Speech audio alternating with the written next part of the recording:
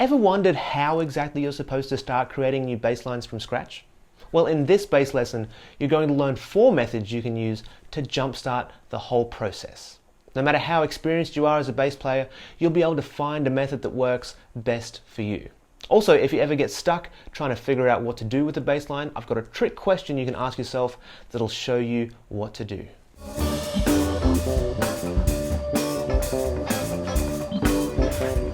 Hi, I'm Luke from Become a Bassist, and welcome to lesson number 2 of bass lines from scratch. Now, when it comes to making new bass lines out of thin air, a lot of bass players get stumped, especially if they're asked to do it on the spot, like if you're on a jam session or at a studio session. It can be intimidating to try and create something that works with the song, as well as have it actually sound good and cool in its own right as well. Now, there's no one correct way of making your own bass lines, and your approach will definitely change depending on your situation. But I did want to show you 4 ways of getting started making bass lines. The first method is something that beginners do a lot, but it's still useful even at the professional levels. In fact, I used this method for one particular song at the last studio session I was a part of. It's simply to just kind of noodle around until you find something that works. Is it complicated? Hell no. But can it be super effective? Absolutely. This is actually how a lot of songs get started, from kind of playing around until something catches your ear. I've got a very simple track here, just going from A minor to D7 and then an F chord, which puts us roughly in the key of A minor, and it sounds like this. And then it just loops that on repeat. Yeah? So, what you could potentially do is just play around in the key of A minor until something catches your ear and sounds good to you. So let's give that a try. I'll put on the track and just play around in the key of A minor. So it's going to sound like this. Yeah, I might try some kind of pentatonic stuff.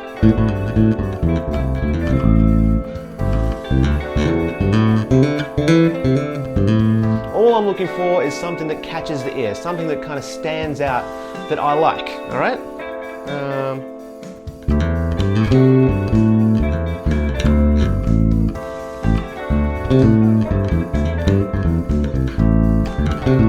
That's kind of cool.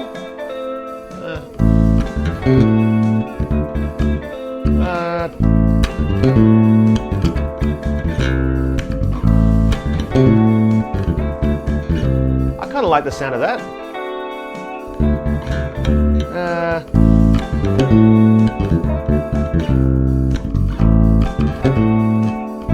Okay, so that was kind of cool. So it's an idea that kind of made my ears stand up a little bit. It sounds... Or... Yeah, that could potentially work. Now, it's all kind of minor pentatonic, so it's not really outlining the chords very well, but as a melodic line, it could be cool. So now that we've got this idea, I can play around with it, rework it, and edit it until I'm 100% happy with it. And that's all up to you and your own creativity. But that's the method though, just playing around until something clicks. I need to figure out what I'm doing in that middle section. I like that. That could be cool. Now, the good part about this method is that you're just kind of experimenting. You're not necessarily thinking too much about theory, chords, or anything like that. You're just playing around with different sounds and doing it really playfully. The drawback is that you tend to rely on your fingers and the shapes that you already know. Now, when that happens, you kind of start to run the risk of sounding a little repetitive in the lines you create between different songs.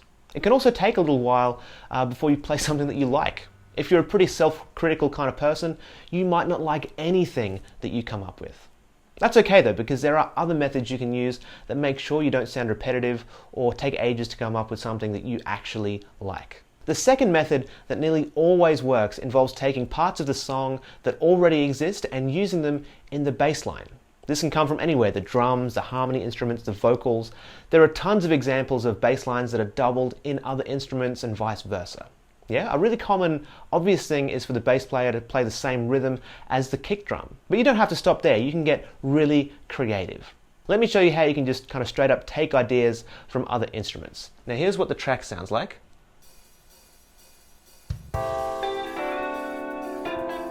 It's pretty straightforward, right? You've got the guitar, you've got the keys, and you've got the drums. Now, like I said, it's super common for the bass player to play the same rhythm as the bass drum. Now, the bass drum is playing every 2 bars on the, right here, on the end of 4 and then on beat 1. 2, 3, 4, 1, 2, 3, 4, So if you wanted to steal that rhythm, you could absolutely do that.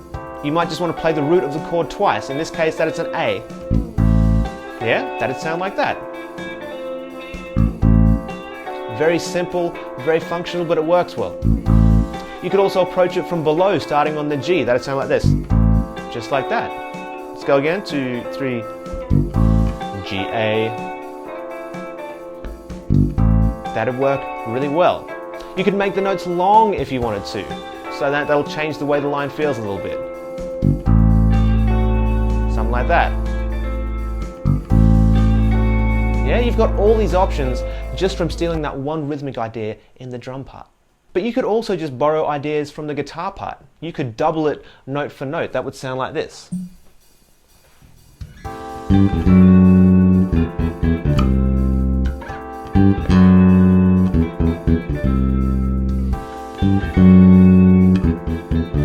Yeah, this is cool. It makes it feel kind of very powerful. If you wanted to get really fancy, instead of just playing the guitar line, you could take the rhythm of the guitar part and use the roots of the notes in the chords. If you did that, you'd get something like this. 1, 2, 3, 4.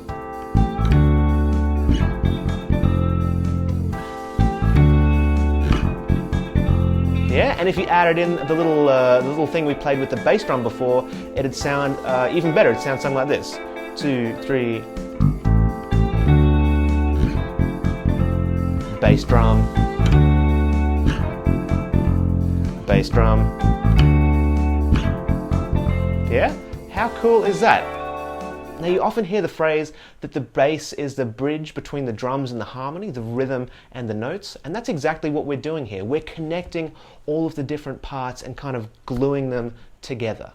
The third method is probably my favorite, and that's to use your voice to come up with something and then figure it out on your bass afterwards. Now when you do this, you're activating your ears, which means you rely less on the shapes that you always play and rely more on your musical instincts, your internal sense of melody and groove. So let's try this out. Here's the track. So I'm going to just try and outline the chords, but we'll see how I go. So I'll just listen, see what comes to mind.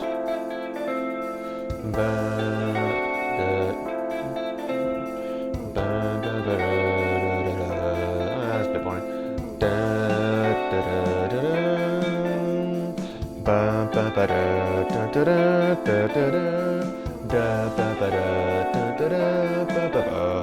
That's kind of cool.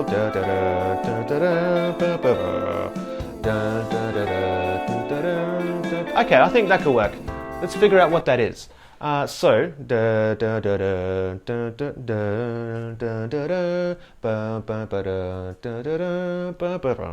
I'm going for. So we've got, okay, so we're starting on the root, that's good.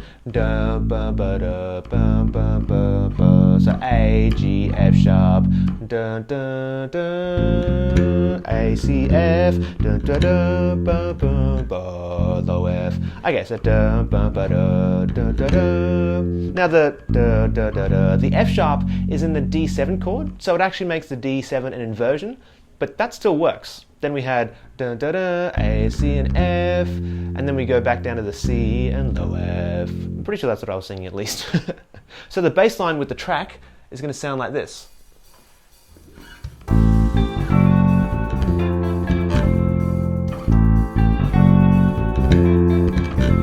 Yeah?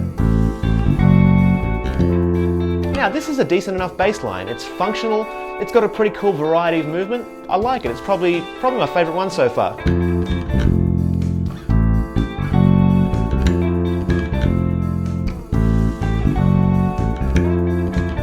Yeah, I like that, that's cool. Now, professional musicians use this method all the time to write great music. There's a fantastic story from guitar player Paul Gilbert. He was writing a guitar solo for this one particular song, but he didn't just want to play the same old stuff he always played. So instead he came up with the guitar solo on a kazoo. He recorded himself doing that, and then he figured out how he played what he created on his guitar. And he reckons it's his best solo. And it all came about because he forced himself to play the music that was in his mind rather than lean on the shapes that his fingers were comfortable with. And you can do the exact same thing with your bass lines. The fourth and final method of creating new bass lines goes like this. Deliberately overplay and then edit your ideas down into something that's workable and usable. Now, normally I wouldn't ever recommend overplaying, but if you can already play really well and have a hard time reining yourself in, this could be a good option for you. It still lets your creativity fly, but then focuses it and harnesses it to serve whatever song you're playing. The trick is in knowing what to leave in and what to take out. Sometimes a song needs a busy line. Other times it's just distracting. So let's try this overplaying method with the track we've been using. I'll try and outline the chord changes really well, but just in a really busy way. So. Oh.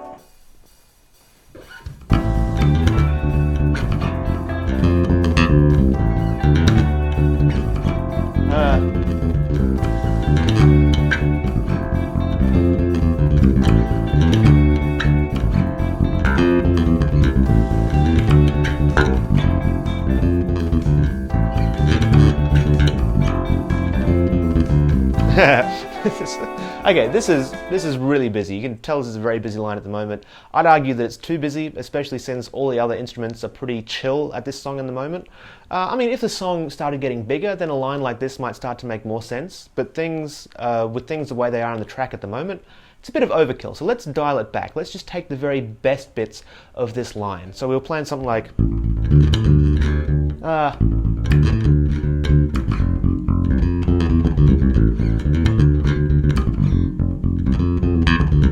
Something like that. So to me, the kind of coolest part is that little flourish. That's kind of cool. I like that. So I'd leave that in, but we probably don't need all those extra A's at the start. We could probably just get away with, pardon me, something like that. That'd be cool. And then we had, what do we have? Something like that, I think. We probably don't need all that as well. Maybe just the A to the G to the F, yeah? Maybe even chromatically down from the G would work. That'd work. That'd also work. So either A, G, F, or G, G flat, F, that'd work well. Now when we do get to the F, I like the low F going to the high F, but that line walking down to the A seems a bit much. Actually, let's try and replace it with that GA thing, the bass drum thing we did back in method number 2. So with all those changes, it's going to sound like this with the track.